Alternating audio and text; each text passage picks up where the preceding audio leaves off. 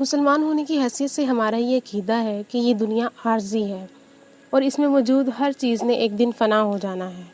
تمام جانداروں نے ایک دن موت کا ذائقہ چکھنا ہے۔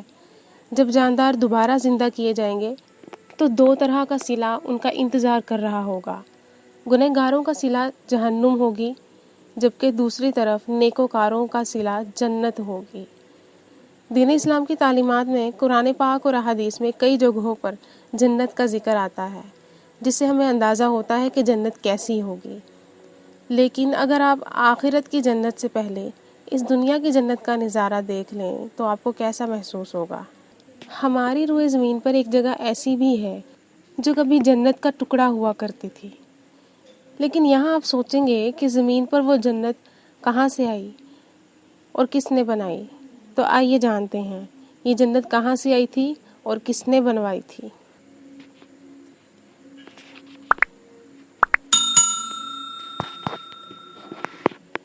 سعودی عرب میں ایک علاقہ جسے ربع الخالی کہتے ہیں، ایک بہت بڑا صحرائی علاقہ ہے جو عرب کے شمال مشرقی حصے تک پھیلا ہوا ہے۔ یہ صحرا کسی نہ کسی کنارے سے متحدہ عرب امارات، یمن، عمان اور سعودی عرب سے ملتا ہے۔ آج سے تقریباً 7,500 سال پہلے کی بات ہے جب اس سرزمین پر عہد نامی ایک قوم رہا کرتی تھی۔ اس قوم کے لوگوں کو اپنی طاقت پر بہت زیادہ گھمنڈ تھا، کیونکہ قدرت نے اس قوم کو عجیب و غریب طاقت اور صلاحیتوں سے نوازا تھا۔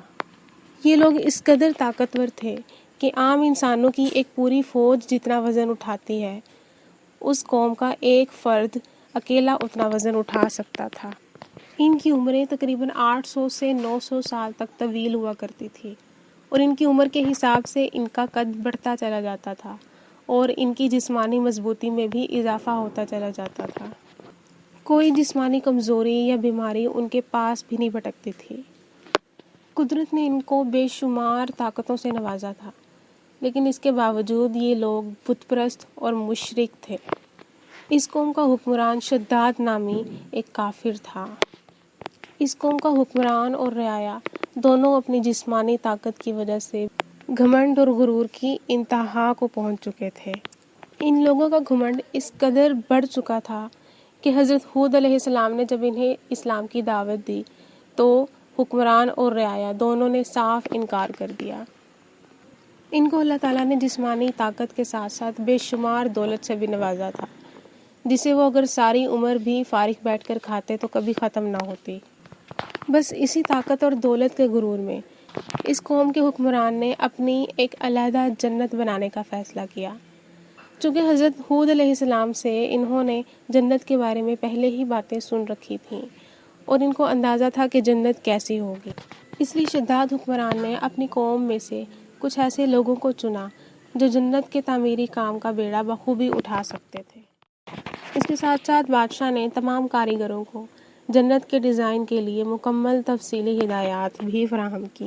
اس میں سونے، چاندی اور قیمتی جواہرات کو تعمیری اکائی کے طور پر استعمال کیا گیا۔